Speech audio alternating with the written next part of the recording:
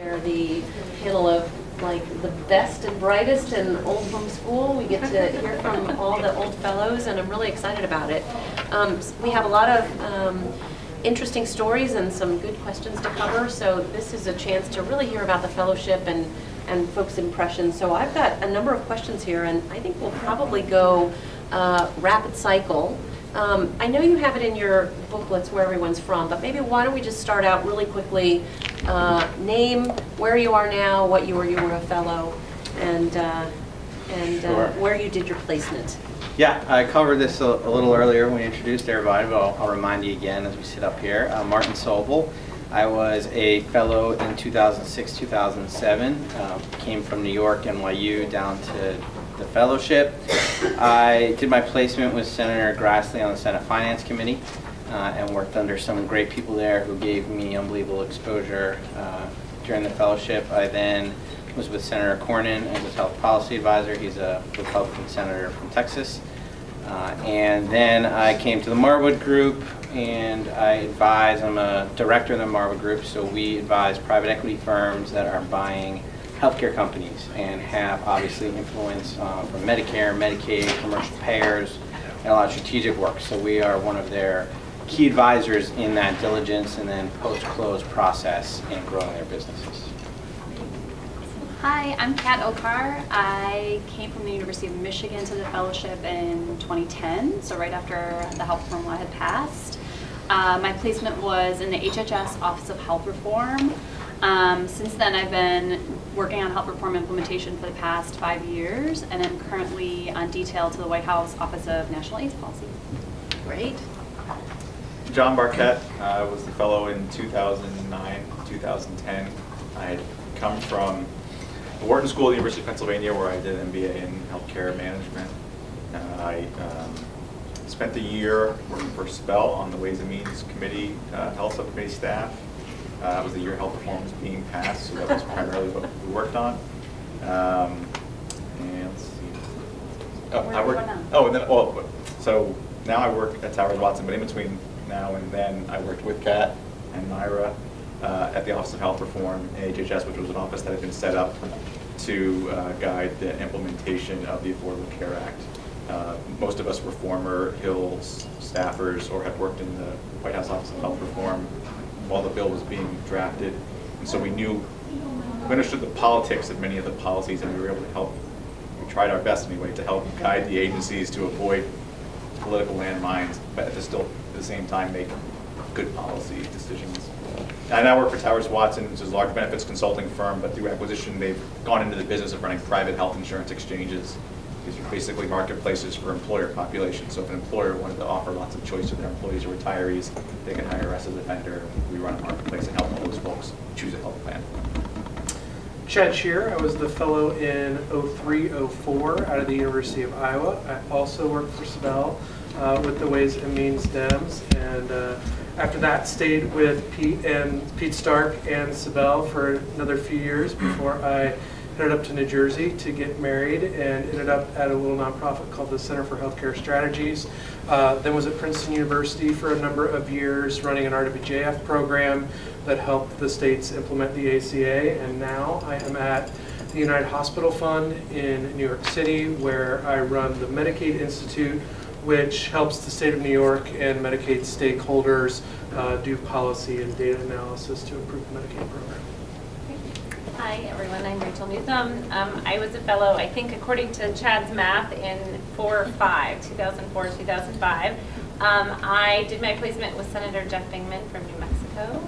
And after my fellowship, went to work for Senator Cantwell. So I went from someone who had been in the Senate for 24 years, who had never really won re-election with less than 75% of the vote, who had a very senior established staff, to a member who was going into our first campaign cycle in the Senate, who did not really have a healthcare platform, but we did one in a day or two.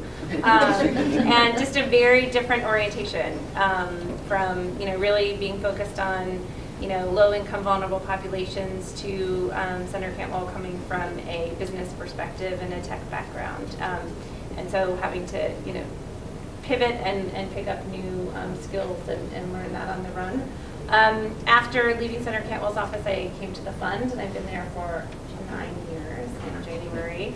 And I run our federal and state policy program. So I make sure that the work that we're doing, that our grantees are doing, gets in the hands of these fine folks here, to have kind of one foot in the policy and one foot in the politics. Yeah, that's it. So.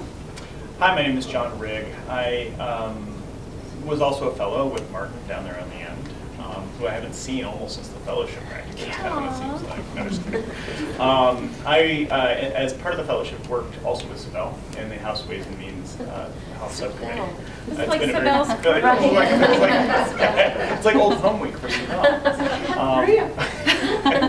Which was a fantastic experience, and launched my career in health policy in ways that were then unimaginable.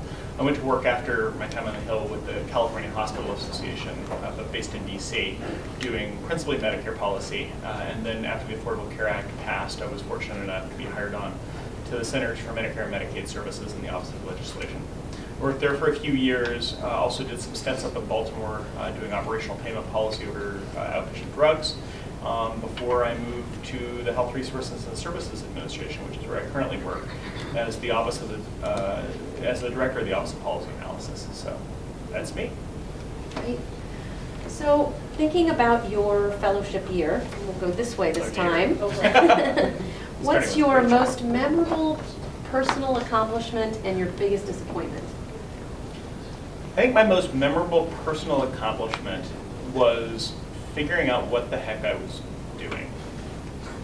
And I'm saying that only, That's big. and I'm In saying that Parksville. only somewhat because I'm not 100% certain I'm there yet.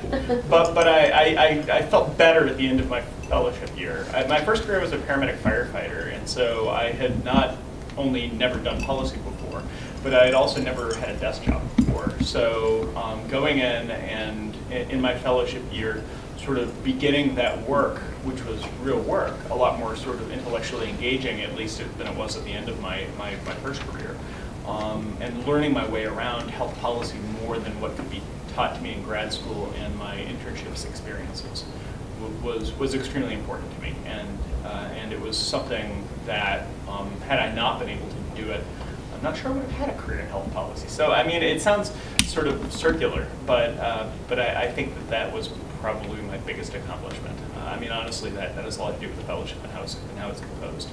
And it has less to do with my intellectual prowess, trust me.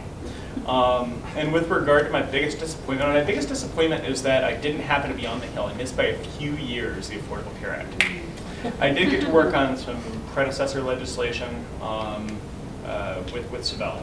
And I got to experience the change in leadership from Republican leadership to Democratic leadership with almost no staff, because Sibel was out on maternity leave then, and it was sort of Deb Mazur and I sitting in a room together trying to figure out what we were going to do with the Ways and Means Health Subcommittee for a little while, which was really, well, being in a room with Deb Mazur is always dangerous. But, and Chad was along Also during that former era too, so, and Debbie Curtis too. But anyway, it was good times, and I'm going to pass it to Oh, thank Rachel. you.